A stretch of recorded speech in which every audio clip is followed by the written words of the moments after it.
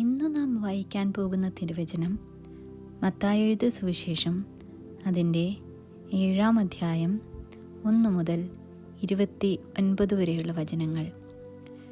മത്തായി എഴുതിയ സുവിശേഷം 7-ാം അധ്യായം 1 മുതൽ 29 വരെയുള്ള വചനങ്ങൾ. നിങ്ങൾ വിധിക്കപ്പെടാതിരിക്കേണ്ടതിന് വിധിക്കരുത്. നിങ്ങൾ വിധിക്കുന്ന വിധിയാൽ നിങ്ങളെയും വിധിക്കും. നിങ്ങൾ അളക്കുന്ന അളവിനാൽ നിങ്ങൾക്കും അളന്നു കിട്ടും.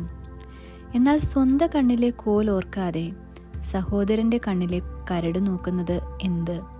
അല്ല, സ്വന്തം കണ്ണിൽ കോലിരിക്കെ നീ സഹോദരനോട് നിൽക്ക, നിന്റെ കണ്ണിൽ നിന്ന് കരടെടുത്തു കളയട്ടെ എന്ന് പറയുന്നത് എങ്ങനെ?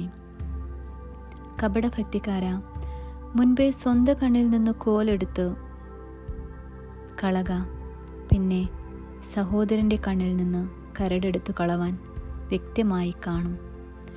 വിശുദ്ധമായത് നായ്ക്കൾക്ക് കൊടുക്കരുത്. നിങ്ങളുടെ മുത്തുകളെ പന്നികളുടെ മുൻപിൽ ഇടുകയും അരുത്. അവ കാലുകൊണ്ടവയെ ചവിട്ടുകയും തിരിഞ്ഞു നിങ്ങളെ ചീന്തിക്കളയുകയും ചെയ്യുവാൻ ഇടവരരുത്. യാചിപ്പിൻ, എന്നാൽ നിങ്ങൾക്ക് കിട്ടും. അന്വേഷിപ്പിൻ, എന്നാൽ നിങ്ങൾ കണ്ടെത്തും. മുട്ടുവിൻ, എന്നാൽ നിങ്ങൾക്ക് തുറക്കും.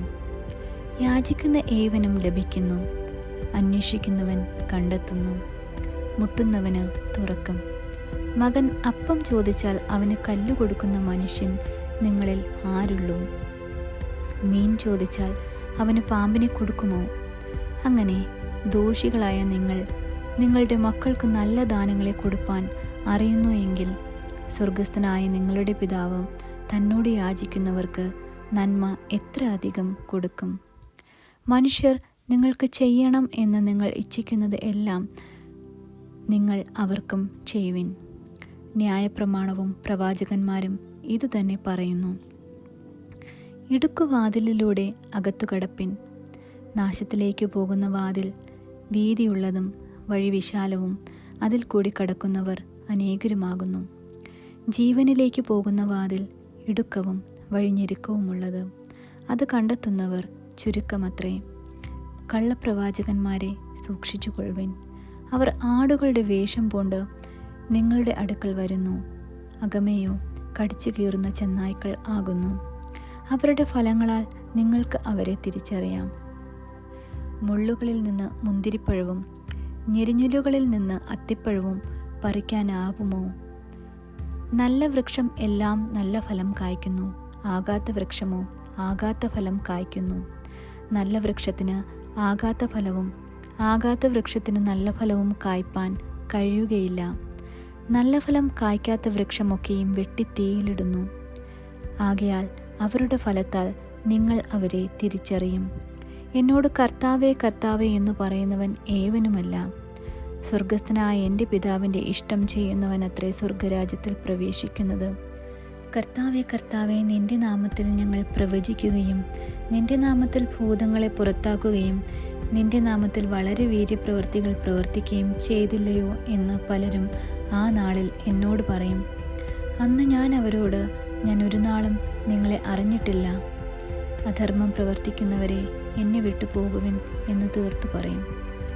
ആകയാൽ എൻ്റെ ഈ വചനങ്ങളെ കേട്ടു ചെയ്യുന്നവൻ എല്ലാം പാറമേൽ വീട് പണിത ബുദ്ധിയുള്ള മനുഷ്യനോട് തുല്യനാകുന്നു. വൻമഴ ചൊരിഞ്ഞു, നദികൾ പൊങ്ങി, കാറ്റടിച്ച് ആ വീടിന്മേൽ അലച്ചു.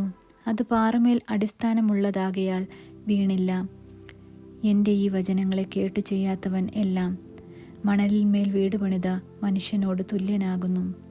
വൻമഴ ചൊരിഞ്ഞു, നദികൾ പൊങ്ങി, കാറ്റടിച്ച് ആ വീടിന്മേൽ അലച്ചു.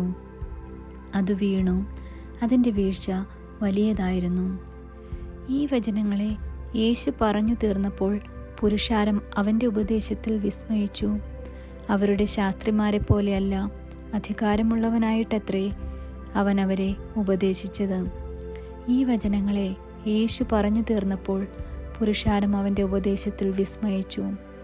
അവരുടെ ശാസ്ത്രിമാരെ പോലെയല്ല, അധികാരമുള്ളവനായിട്ടത്രേ അവൻ അവരെ ഉപദേശിച്ചത്.